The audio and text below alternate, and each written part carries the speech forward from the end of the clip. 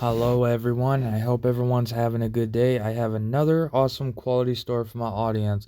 So let's get into it.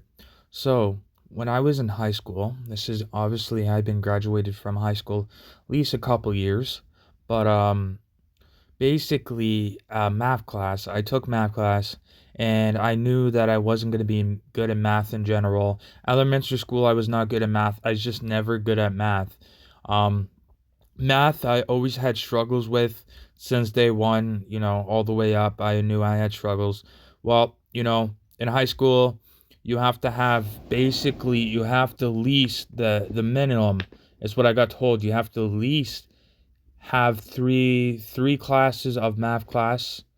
You can have more than that depending on what type of career you're picking.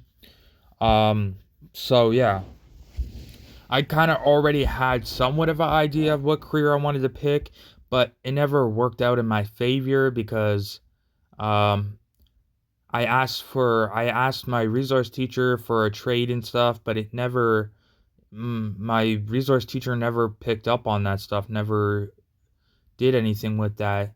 I think it's because of the classes I picked. I think that's why. I'm not too 100% sure, but I took math class and it was so complicated. I mean, yes, I would always ask for help. I would always ask the teacher for help. The teacher would tell me to do the work on the like write it down on your paper and stuff, like to remember it. But math just wasn't my key. I remember one time in math class, the teacher told us, um, I don't like having homework, and because I'm not good at math, I always seem to have math homework or something. I would always need help, but I always seem to be slick. I always seem to ask for help. I would um I would always ask the teacher for help. I'd be like, "Yo, teacher, I need help." The teacher would be like, "Okay." I always asked for help, and that was the trick that I learned in high school. I caught on to that like grade 9 or 10. I caught on to that fairly early. I caught on. The more you ask for help and they're willing to help, the more you're able to get ahead. So every time I needed help with something, I'd definitely ask the teacher, and that's how I survived high school, and that's how I passed my classes. Never be scared to ask for help. There's some classes where I don't really need help. It was only math and a lot of reading and writing classes. I definitely needed help. All the rest I find easy. It's just my struggles was math mostly. Reading and writing, yes, was my struggle, but I always seemed to do okay in those classes. Um, but math, another hand, yeah, was not good.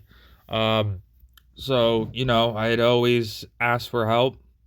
Sometimes I would ask my parents for help. Sometimes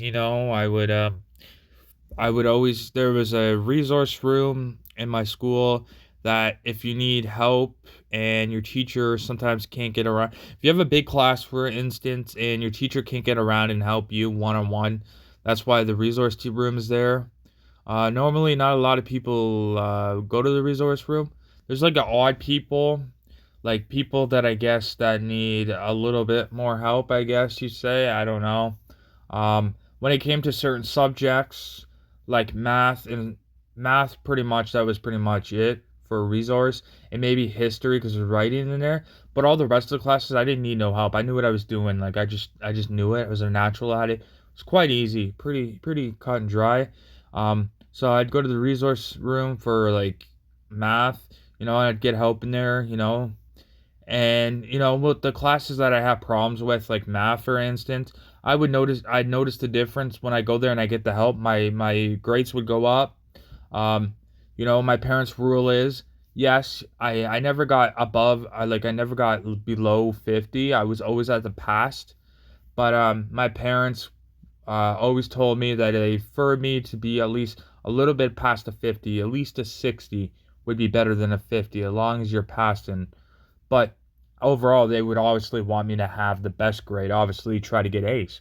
Why not try to have the best of the grade? Try to have the best.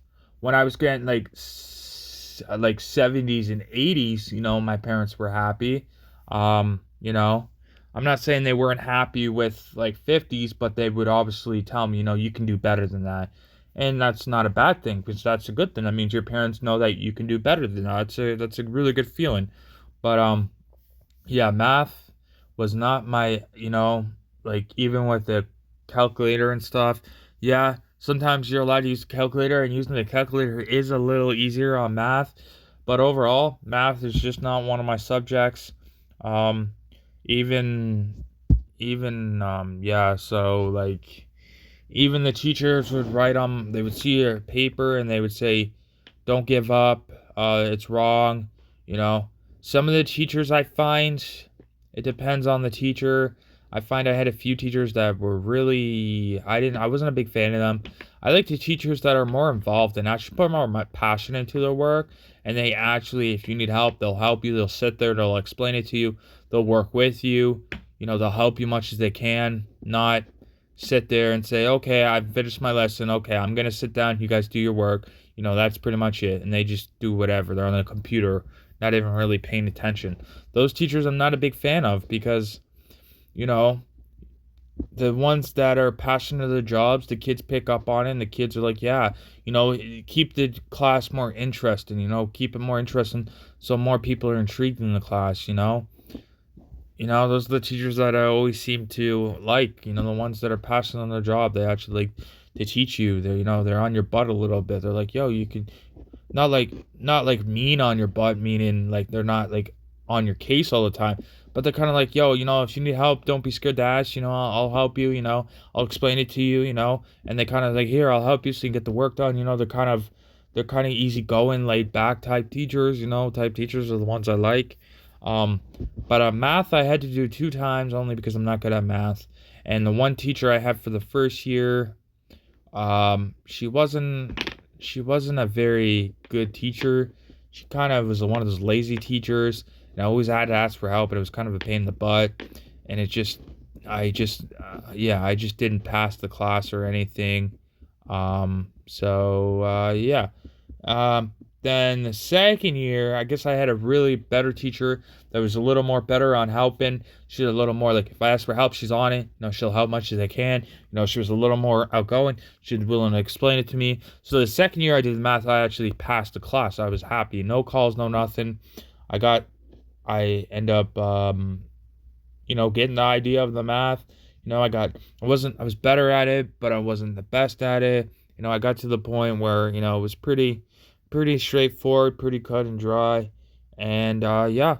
So I eventually end up passing math. You know, it's not that I don't like math. It's just that I don't really care for it because it's just not something I get. It's very hard for me. I just don't get math. I just don't get numbers and stuff. It's just not one of my skills. Those are one of my weakness that I'm just not good at. That's why I don't like it. It'd be different if I was good at math. I had some friends that were really good at math. Some people are just math wizards. They're just really good at it. Me, on the other hand, not good at math. I had struggles in math. I always had to ask for help to get work done. Especially, I wasn't a very big fan of homework. If there was any chance that I knew that I would have homework, I would do it by asking for help, rushing through it, doing what I got to do to ask for help much as I can because the last thing after school is you want to do homework. After school, I mean, everyone does different things for school. Some people do sports, some people are different. But as I know, and everybody that I hung out with or anybody I knew after high school, you zone off high school. You zone off school. You're on your own zone. You want to watch TV. You want to relax. You want to eat supper. You just want to do your own thing. You don't really want to worry about school until the next day. And that's the type of kid I was. So yeah. Thank you for listening to my story. I really appreciate it. I hope my audience can relate to my story in some sort of way. Thank you, everyone. I will see you on Monday with another awesome quality video. I hope everyone has a good day, and I will see you on Monday with another awesome quality video. Thank you, everyone. Goodbye.